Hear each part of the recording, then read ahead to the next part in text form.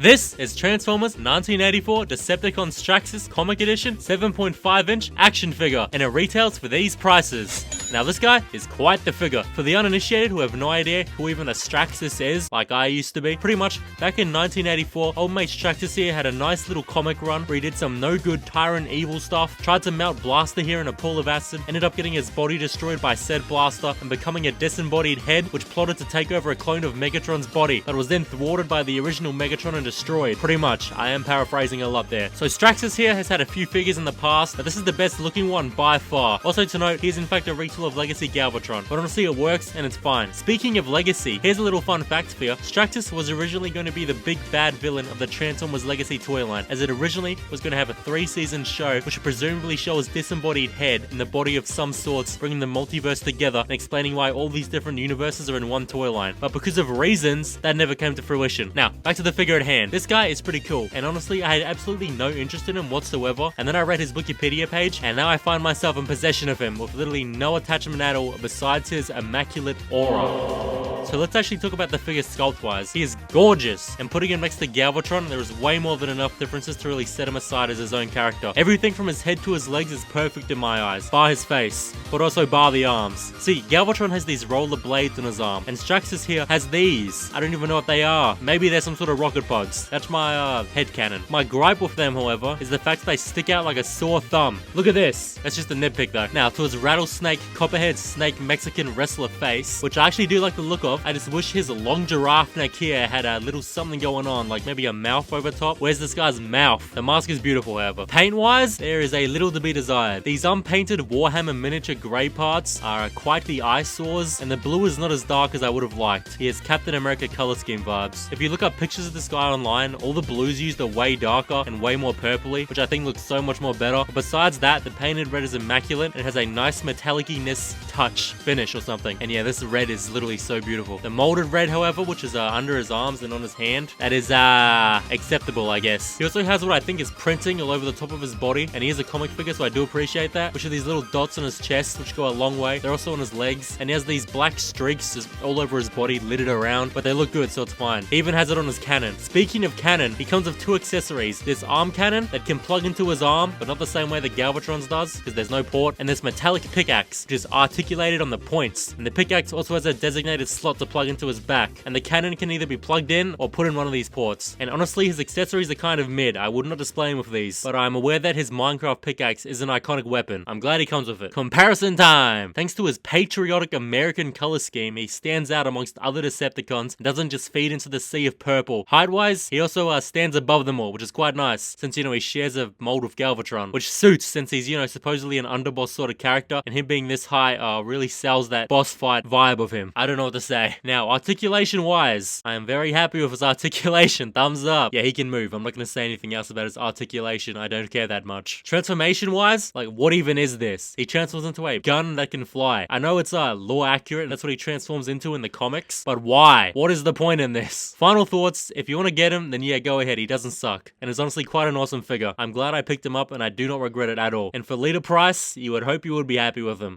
The end.